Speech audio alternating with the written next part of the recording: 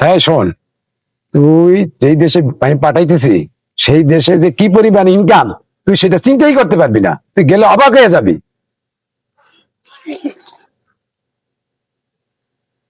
ওই বাড়ির সমেতের পোলা বিদেশ থেকে টাকা পাঠায় কলসিতে, আর তুই টাকা পাঠাবি ইন্টার ডিস্ট্রিক্ট গাড়িতে। এই সুন্দরী বউটা যদি আমার হয় তাতে ভালোই হয়। একটা যদি চাকরি পাইতাম, কেজি কেজি গুড় কি নিতাম। এই বারবার করি আর এই গুড় খাইতে খাইতে গেলাম, আর সবাই বড় লোক হয়ে যাইতে আছে। আমি আর কি করবো, বিয়ে শাদী করে তো নিজের হকা নিজেই আগে মারিয়ে দিছি। আর তুই পারো সামনে তো আনসারের মাঠ খারাইতে।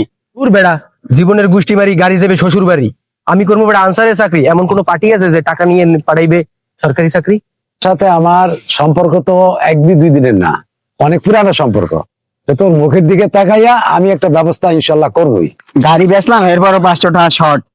এই আশটা বেচতে কত পাই? 500 টাকা পাইনি আমি বিদেশ, আমার আর আটকাই গেনা।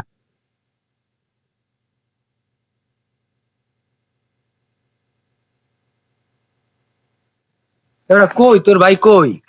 আরে বাইরে তো বেটা সকাল হইতে ফোন দিতে আছি, ফোন তো ধরে না। মনে হয় অন্য লোকের টিকিট মিনিট কাটিয়ে দিতে আছে প্লেনের।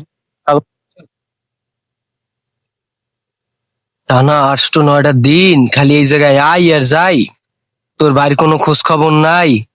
আর ভাই আমার ওই টাকাটা দিয়ে দে, আমার চাকরি মাকরি লাগবে না, আমার বাপের গরু বেচা টাকা। আমার আব্বাই কইছে যে টাকা ঠিক মতন টাকা ওই টাকা দিয়ে দিতে কইছে, আরে নাহলে আমার ঘরে থাকতে দেবে না।